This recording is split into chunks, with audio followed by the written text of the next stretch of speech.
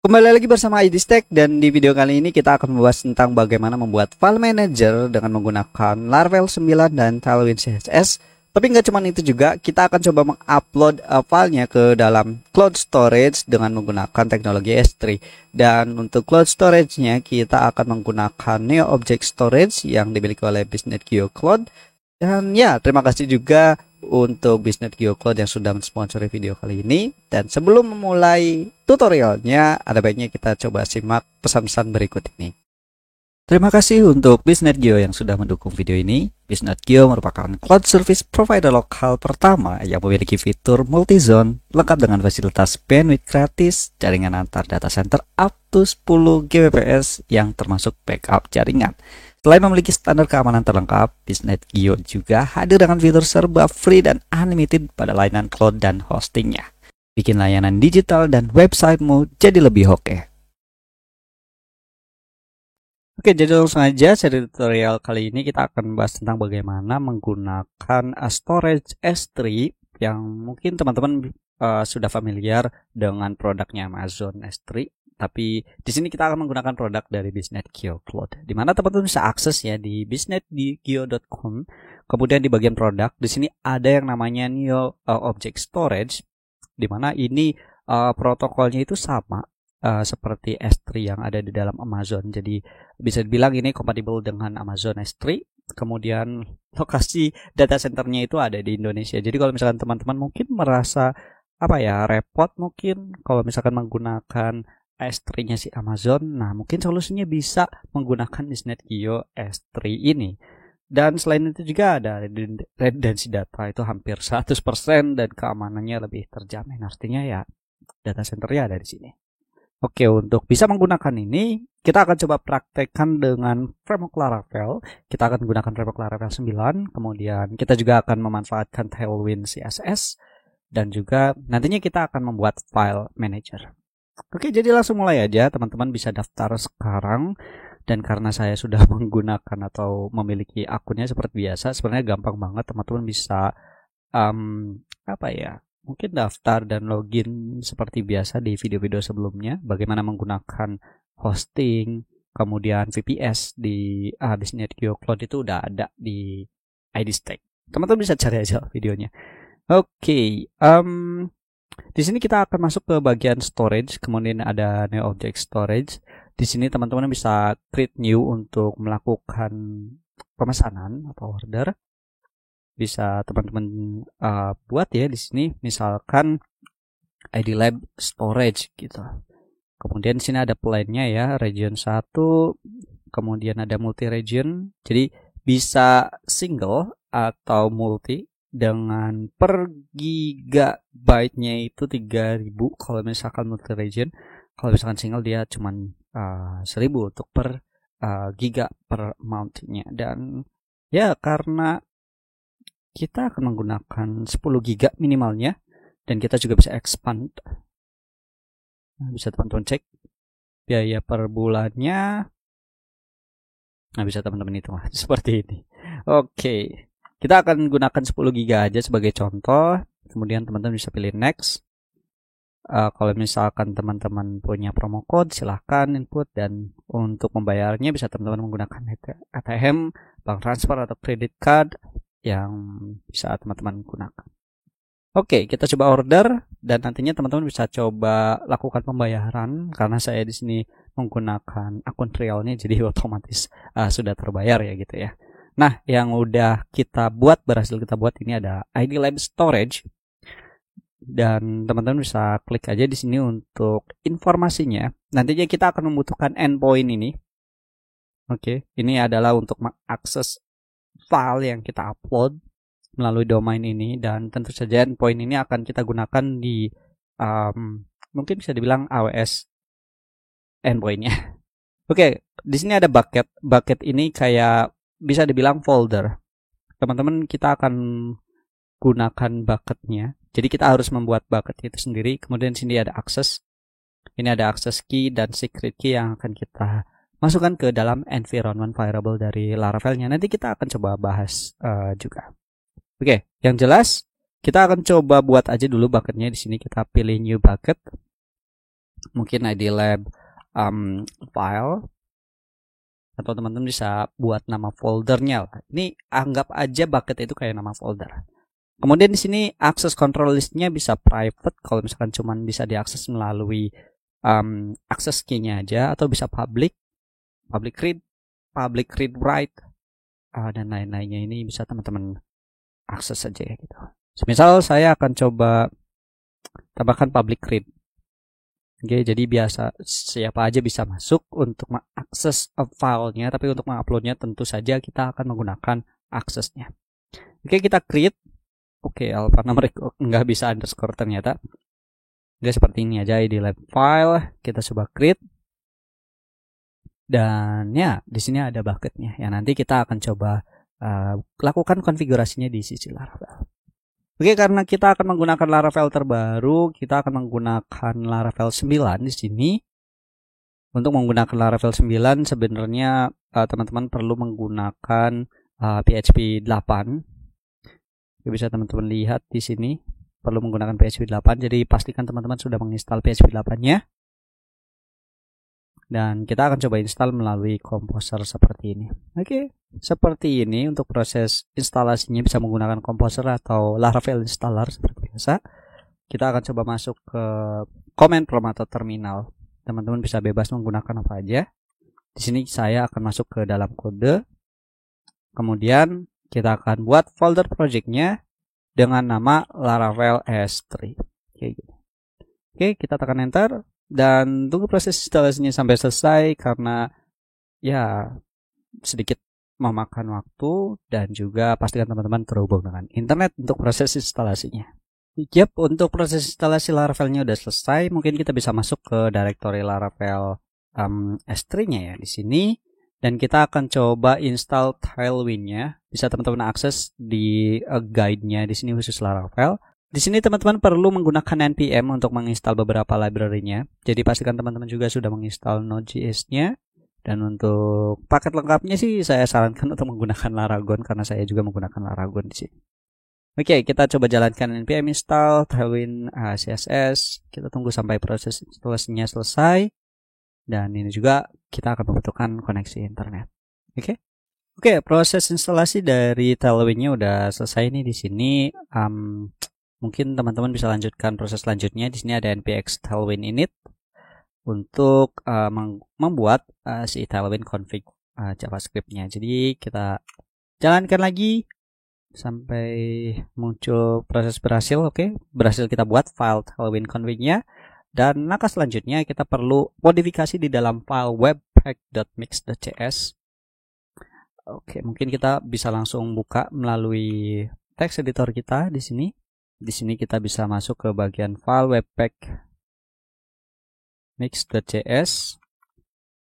Di sini kita akan tambahkan require tailwind di bagian post CSS-nya. Di sini tepatnya.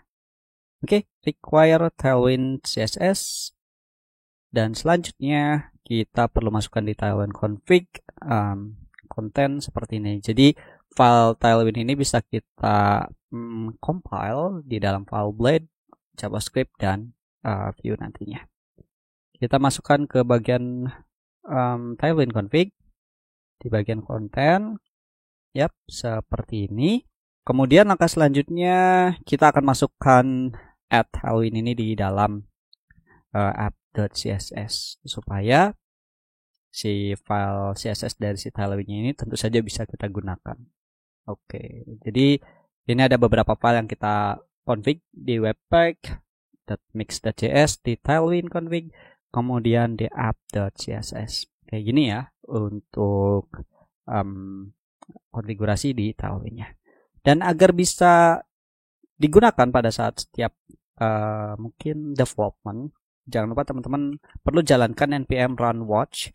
Karena setiap kita menuliskan sintaks dari si tailwind-nya dan supaya diimplementasikan di dalam Blade, kita perlu compile setiap perubahannya. Dan untuk melihat setiap perubahan dan akan otomatis compile, kita menggunakan npm run watch ini. Oke. Kita tunggu sampai selesai proses compilingnya. Oke, sedikit memakan waktu ya. Nah, sampai muncul successful seperti ini. Biasanya ada notifikasi juga kalau misalkan teman-teman lihat. Oke, seperti ini. Jadi untuk tahap instalasi dari Tailwind-nya sudah selesai. Nah, sekarang kita bisa coba langsung aja mungkin buat form upload-nya. Mungkin kita akan langsung aja manfaatkan file di dalam welcome.php di sini, dan ada beberapa hal yang akan kita hapus. Di bagian style ini kita akan hapus. Kemudian kita juga akan tambahkan file assets yang ada di dalam public app CSS ini tentu saja. Nah, bisa teman-teman lihat di sini otomatis isinya itu ada Tailwind, dan itu terjadi pada saat kita menjalankan npm run watch. Jadi perlu kita masukkan di bagian head seperti ini. Dan di sini kita akan hapus kelas yang ada di dalam body, div yang ada di dalam body-nya juga. Kita akan buat mulai dari awal. Oke, seperti ini. Dan untuk mempermudah development-nya, kita akan menggunakan Flowbyte untuk Tailwind komponen. Jadi kita akan membuat komponen dengan memanfaatkan Tailwind. Oke. Jadi mungkin bisa dibilang kalau misalkan teman-teman terbiasa membuat menggunakan Bootstrap. Nah, ini salah satu snippet yang untuk mempermudah kita seperti membuat card, kemudian menggunakan button, atau kita membuat carousel seperti ini. Jadi kita bisa menggunakan Tailwind. Yep. Jadi mungkin kita bisa langsung aja manfaatkan si Flowbyte ini dengan menggunakan CDN. Nah, seperti ini, include via CDN. Jadi kita bisa copy paste si CSS-nya ini di bagian head, dan kita akan import juga bagian JS-nya. Seperti ini. Oke, untuk setup Flowbyte di halaman welcome sudah selesai. Nah, selanjutnya kita akan coba buat komponen untuk form upload-nya. Di sini kita akan coba gunakan div, dimana di dalam div ini kita akan coba buat kelas dengan beberapa sintaks yang dimiliki oleh Tailwind tentunya. Di sini kita akan gunakan container, kemudian kita akan gunakan MX Auto supaya kontennya ini berada di tengah. Kita akan gunakan grid, kemudian place itemnya itu ada di center, kemudian horizontal screen seperti ini. Jadi kalau misalnya kita coba buat hello seperti ini, kemudian kita coba jalankan terminal lagi. Jadi teman-teman bisa tambahkan lagi untuk menjalankan PHP Artisan Server. Oke. Nah, kita coba buka ya localhost dengan port 8000-nya. Nah, maka akan muncul seperti ini. Jadi posisinya udah langsung ada di tengah-tengah kayak gini dengan memanfaatkan container, MX Auto, grid, place item center, dan horizontal screen. Nah, di sini daripada kita menggunakan H1, tentu aja kita akan memanfaatkan form. Oke, di mana form ini nantinya tentu saja akan menggunakan atau mendapatkan beberapa kelas di dalamnya. Kita akan gunakan mungkin agak panjang seperti ini. Oke, teman-teman bisa lihat aja. Kita akan gunakan blok, kemudian padding kita akan gunakan 6. Kita akan tambahkan background color dari form ini dengan gray dengan nilai 200. Kemudian dari form ini kita juga akan mungkin menambahkan efek rounded. Kemudian kita tambahkan border.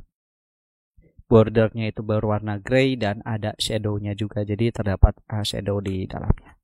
Kemudian di dalam form ini mungkin kita akan coba di sini kita akan coba buat dua komponen sekaligus, yaitu komponen input dan button untuk select image, dan button untuk upload filenya atau submit buttonnya. Oke, jadi kita akan coba gunakan div terlebih dahulu. Jadi kita akan berikan jarak dengan margin bottomnya itu 6 kayak gini, dan di dalamnya kita akan coba buat labelnya terlebih dahulu. Dimana di dalam labelnya kita akan menggunakan blok juga, kita akan berikan margin bottom 2. Jadi nanti setelah ini ada inputan yang dikasih jarak margin dari label tersebut. Kemudian teksnya itu text small, fontnya itu jenisnya medium, weightnya ya, atau ketebalannya. Kemudian warna teksnya itu warna gray dengan 900. Oke, ada mungkin ya kita akan coba lebih tebalkan lagi dengan gray 300. Dan untuk user avatar ini ada atribut for inputnya aja sih nanti. Oke, untuk labelnya di sini kita akan tambahkan upload file. Jadi kalau misalnya kita coba save dan kita lihat di dalam browser sih harusnya udah berubah ya. Nah kayak gini. Udah ada labelnya aja dulu, tapi untuk formnya di sini udah teman-teman bisa lihat ya. Ada rounded juga dengan warna abu-abu dan ada shadownya. Ini efek dari kelas yang ada di dalam form. Oke, dan selanjutnya di sini kita akan coba buat tag input. Dan tag input ini bisa teman-teman lihat ya. Kira-kira seperti ini untuk sintaks inputnya. Agak panjang di bagian kelasnya, tapi bisa teman-teman simak ya. Jadi kita akan gunakan blok, width-nya itu full sesuai dengan lebar dari formnya. Teksnya small berwarna gray, background colornya juga gray tapi agak muda gitu ya. Jadi khusus untuk inputnya aja. Kemudian dikasih rounded juga, kita kasih border dengan warna abu-abu juga. Kursornya itu pointer, jadi pada saat diakses nanti kursornya berubah. Nggak cuman dari kayak strip text kayak gini, tapi kayak ada telunjuk gitu ya, pointer. Oke, kita berikan outline, ada fokus bordernya, ada sampai dengan warna dari placeholdernya juga bisa kita tentukan. Nah ini sebenarnya desain dari Tailwind, teman-teman bisa kreasiin aja. Atau kalau misalkan teman-teman menggunakan Bootstrap, ya bisa lewati kelas-kelas ini, bisa menggunakan form control seperti biasa gitu. Dan kalau misalnya kita coba save, kemudian buka di dalam browser, nah nantinya hasilnya kayak gini. Jadi udah bisa langsung choose file, terus mungkin kita bisa coba cari file gambarnya, nah kayak gini. Nah tinggal elemen selanjutnya itu ada button untuk uploadnya. Oke, untuk button kita akan coba tambahkan seperti ini. Jadi di bawah div, jadi di luar div di sini kita akan tambahkan elemen button, dan elemen buttonnya seperti ini ya teman-teman. Di sini kita berikan text white, background colornya itu biru, covernya jadi biru yang lebih tebal lagi. Jadi kalau misalkan diarahkan si pointernya itu akan lebih biru lagi. Focus ring, font mediumnya ada bentuknya rounded juga. Dan ya bisa teman-teman simak lagi setiap perubahan dari kelasnya. Jadi nah kayak gini. Oke, ini untuk desainnya udah selesai, dan langkah selanjutnya mungkin kita akan coba aktifkan ya. Bagaimana pada saat kita coba klik file kemudian submit, ini maka akan diproses untuk mengupload ke layanan S3. Oke, jadi mungkin bisa teman-teman cari di sini di dokumentasinya. Untuk bisa menggunakan S3, kita bisa menggunakan file system. Oke. Ini custom file system, dan kalau misalkan teman-teman scroll ke atas di bagian Amazon compatible file system, kita perlu menginstal package.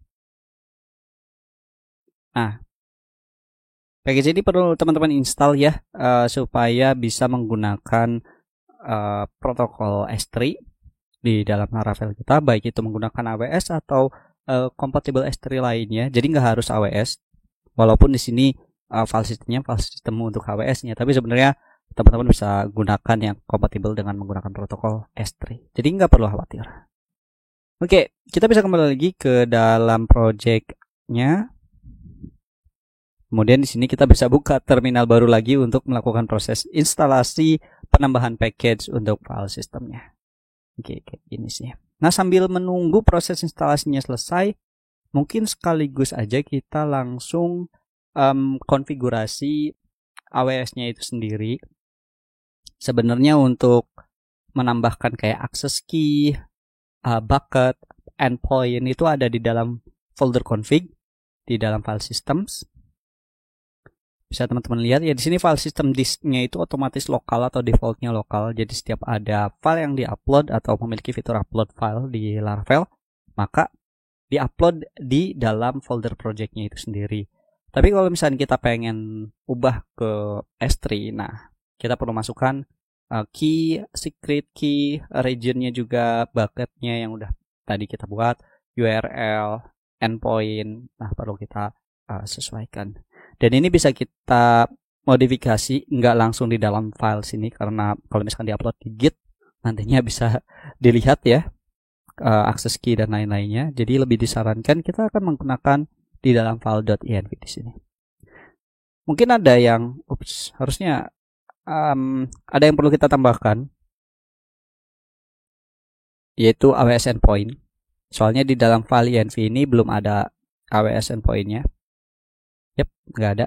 Nah, perlu kita tambahkan seperti ini. Dan dari mana kita bisa isikan access key, secret key, kemudian default region. Nah, bisa teman-teman lihat dari portal ini object storage S3-nya. Oke, kita mulai dari access key-nya tadi. Access key kita bisa copy. Kita masukkan ke bagian access key di sini. Kemudian secret access key kita dapatkan dari secret key di sini.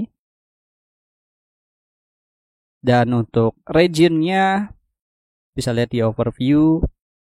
Regionnya IDN Indonesia di sini.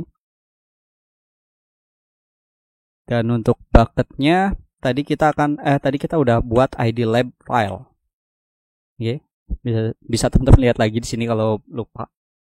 ID lab file, pastikan namanya persis sama. Dan endpointnya kita masukkan dari sini, dari primary S3 endpoint di halaman Neo Object Storage-nya.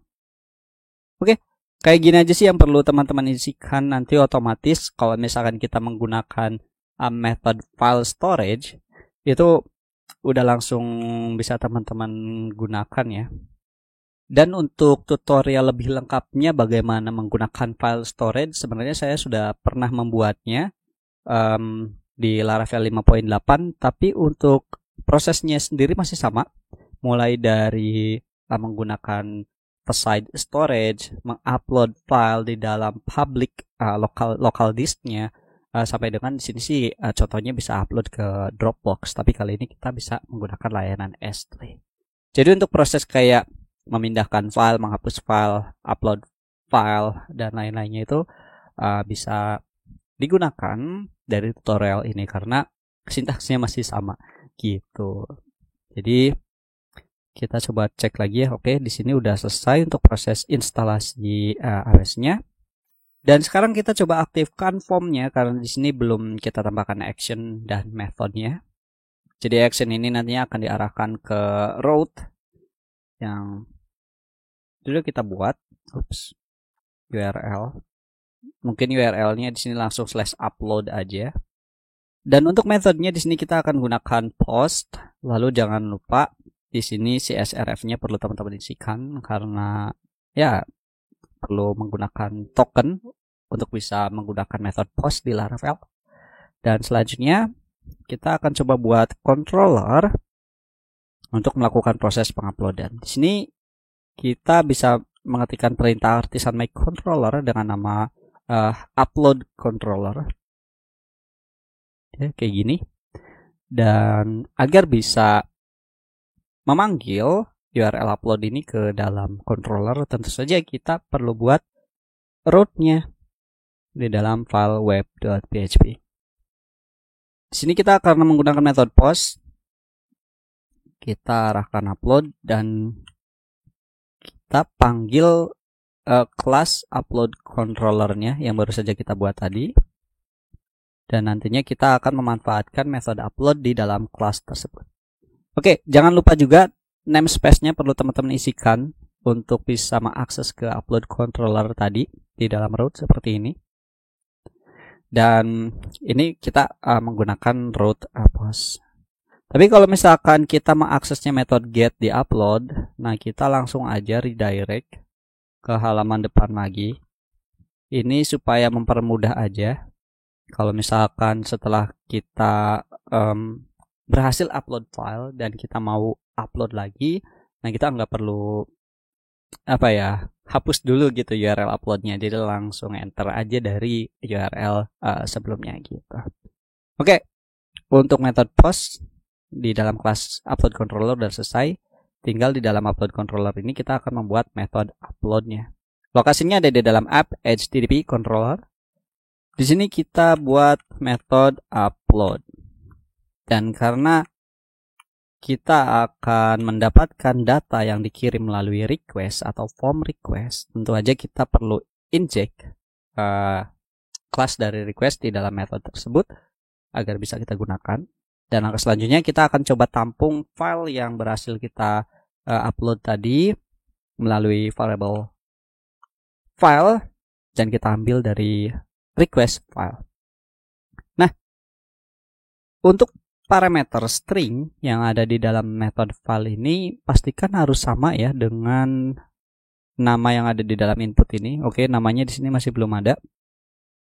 Jadi kita bisa tambahkan lagi aja name file lagi. Oke. Dan pastikan teman-teman di sini juga sama file lagi gitu. Jadi file ini, nama atau string file ini merujuk pada atribut name dari inputan filenya. Itu. Oke. Selanjutnya di sini kita bisa dapatkan beberapa informasi dari file yang kita dapatkan ya. Contohnya di sini saya membuat variable file meta. Isinya ada tipe data array untuk menampilkan nama asli file tersebut, extension asli dari file yang kita upload, meme type-nya, kemudian ukuran dari filenya itu sendiri. Nah, bisa menggunakan ini. Dan untuk mengupload file yang kita dapatkan di sini, kita bisa menggunakan Facade Storage yang pastikan teman-teman sudah import seperti ini, Illuminate Support Facade Storage. Jadi bisa langsung kita panggil. Kemudian karena kita akan menggunakan disknya yaitu S3, kita perlu definisikan dulu disknya apa. Kalau misalkan teman-teman menggunakan lokal sebenarnya nggak perlu teman-teman tambahkan. Oke. Kemudian untuk bisa mengupload file ke dalam S3 itu sendiri, kita bisa menggunakan put file atau put file as kalau misalkan mau kita ubah nama file barunya. Kemudian di sini kita perlu memasukkan 3 parameter. Pertama, kita letakkan lokasi atau path-nya atau foldernya lagi. Semisal di sini kita khususkan untuk file image gitu. Dan file image ini kita dapatkan dari input file di atas. Dan untuk namanya atau nama barunya di sini kita akan gunakan hashname. Jadi nama yang di-generate secara acak oleh S3-nya itu oleh storage-nya itu sendiri gitu dari file ini. Oke. Nah, sebenarnya kalau misalkan untuk file meta sendiri, teman-teman bisa digunakan untuk melihat apakah file yang kita upload ini benar-benar berhasil kita dapatkan di dalam backend. Oh ya, di dalam form juga pastikan teman-teman tambahkan atribut ini ya, satu lagi. Ada end type dan isikan multipart form data. Karena ini wajib banget kalau misalkan teman-teman ingin menambahkan fitur upload file gitu. Oke. Kita coba aja dulu ya apakah berhasil kita dapatkan setiap file yang kita upload di dalam backend. Kita refresh, choose file, kemudian kita coba masukkan iPhone di sini. Kita klik submit. Nah, bisa teman-teman lihat. Nama aslinya iPhone, ekstensinya PNG, meme type-nya image PNG, dan ini bisa kita manfaatkan untuk rules. Jadi hanya beberapa jenis file aja yang bisa diupload. Nah, terus di sini file size-nya gitu. Nah, selanjutnya coba kita praktekkan result. Kita coba praktekkan upload ke dalam S3-nya. Nah, coba kita return URL yang didapatkan dari proses uploadnya itu sendiri. Jadi kita bisa panggil storage, kita definisiin lagi disknya itu dari S3, dan kita dapatkan URL dari result atau proses upload di atas gitu. Dan kita coba return bagian URL-nya. Oke, seperti ini. Kita coba save, lalu coba lakukan proses upload lagi. Kita pilih lagi data MacBook contohnya. Terus kita coba submit. Nah, bisa teman-teman lihat. Di sini ada string URL yang mengakses ke ID lab file atau endpoint-nya. Kemudian ada folder image yang kita definisikan di sini. Kemudian ini ada hashname filenya. Dan kalau misalkan kita akses, oke, di sini masih akses denied. Jadi STL-nya perlu apa ya? Kita config lagi sebenarnya, dan harusnya di sisi ini bisa kita modifikasi. Tapi sayangnya memang kayaknya ini ada sedikit bug. Walaupun kita sudah ubah-ubah hasilnya, tapi nah di sini masih belum masuk. Tapi nggak usah khawatir ya. Sebenarnya kita bisa memanfaatkan S3 browser client, dan ini juga bisa kita manfaatkan untuk melihat hasil filenya itu benar-benar sudah kita upload atau belum. Teman-teman bisa download aja di bagian ini, di situsnya di s3browser.com di bagian download. Ini khusus untuk pengguna Windows ya. Kalau misalkan untuk pengguna selain Windows mungkin ada sih online kayak gitu, harusnya ada. File stash. Nah, file stash juga bisa dimanfaatkan, cuman regionnya di sini nggak ada IDN, jadi nggak bisa kompatibel. Jadi harus benar-benar dari AWS-nya. Oke, bisa teman-teman cari aja ya alternatif dari S3 compatible-nya, atau bisa menggunakan extension barangkali di sini. Extensionnya sepertinya ini ya. Oke, kurang direkomendasikan. Di sini kita coba gunakan S3 browser versi S3 browser dari versi Windows saja. Oke, kita coba start now.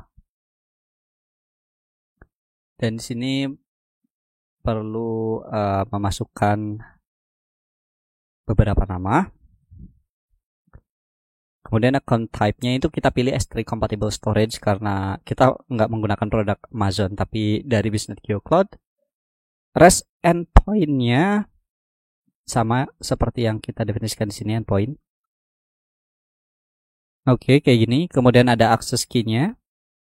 Sekali lagi kita bisa masukkan dari sini access key, secret key, dan langsung kita add new. Nanti otomatis akan masuk seperti ini. Nah, bisa teman-teman lihat. Ini bucket yang udah kita buat sebelumnya. Kemudian kalau misalnya kita klik image, nah di sini ada file yang berhasil kita upload tadi. Nah, dari sini juga teman-teman sebenarnya bisa ubah ACL-nya. Kita bisa klik kanan di bucket-nya atau di file image-nya. Mungkin kita bisa langsung akses saja di bucket-nya itu sendiri. Dan nah, makanya di sini tuh bisa teman-teman lihat ACL-nya belum terlalu aktif, jadi bisa dimanfaatkan. All user bisa read permission. Kita coba apply beserta folder dan file yang ada di dalamnya. Oke, permission udah berhasil diupdate, dan harusnya di sini bisa kita buka. Nah, bisa teman-teman lihat, udah bisa berhasil kita buka. Jadi filenya ini udah nggak ada di dalam Laravel-nya itu sendiri, benar-benar ada di dalam S3 yang digunakan. Jadi kalau misalkan teman-teman lihat juga usage-nya itu di sini harusnya udah berkurang kalau misalkan filenya itu gede gitu. Nah, ada lihat nih 9 bytes yang berhasil kita upload gitu. Dan ya, Mungkin ini cukup panjang sekali. Kalau misalkan teman-teman pengen bisa membuat file manager sendiri, bisa teman-teman akses ya di blog IDStack juga, idcode.dev. Di sini ada membuat file manager di Laravel. Oke, teman-teman bisa lihat nantinya hasilnya akan seperti ini. Dan mungkin di lain kesempatan kita akan coba buat lagi tutorialnya bagaimana menggabungkan layanan file manager ini. Bisa kita manfaatkan si NeoObject storage dari Biznet GeoCloud di sini. Oke, mungkin sekian dan terima kasih banyak untuk Biznet GeoCloud yang sudah mensponsori video ini. Dan ya, sampai jumpa di video selanjutnya.